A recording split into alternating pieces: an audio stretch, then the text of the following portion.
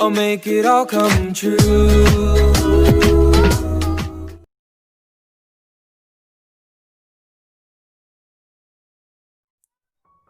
आज लॉकडाउन की वजह से हम में से कई लोगों के सपने अधूरे रह गए हैं।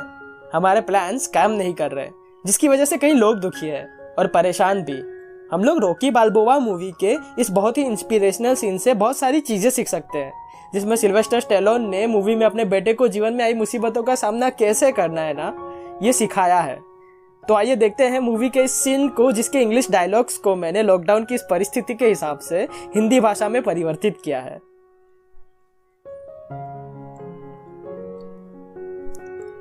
तुम शायद ये नहीं मानोगे, पर तुम मेरी हथेली जितने छोटे थे और मैं तुम्हें अपने हाथों से उठाता था और तुम्हारी माँ को दिखाकर ये कहता था कि ये बच्चा बड़ा होकर दुनिया का सबसे ताकतवर इंसान बनेगा, जिसे ना आज तक किसी ने देखा है ना जाना है। और तुम बड़े भी हुए, इतने समझदार बने, और तुम्हें बड़े होते देखना काफी खुशी की बात थी मेरे लिए। पर फिर समय आया कि तुम अपने पैरों पर खड़े होकर दुनिया का सामना करो, और तुमने वो भी किया। पर इस सफर में कुछ तो बदल गया।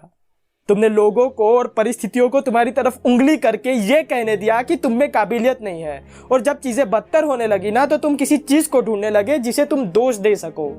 आज मैं तुम्हें कुछ ऐसा बताना चाहता हूँ जो शायद तुम खुद तो जानते हो, पर जिसे याद रखना काफी जरूरी है।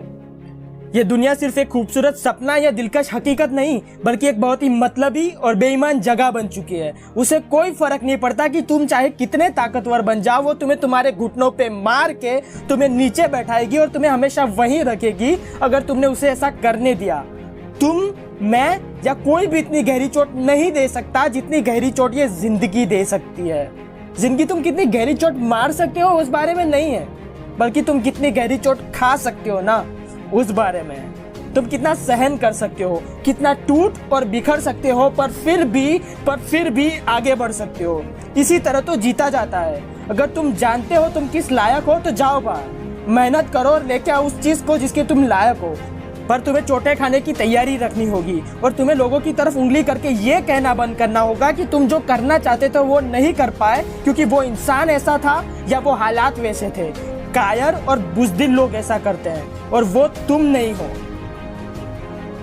ये मैं पहले भी कह चुका हूँ और वापस से कहूँगा।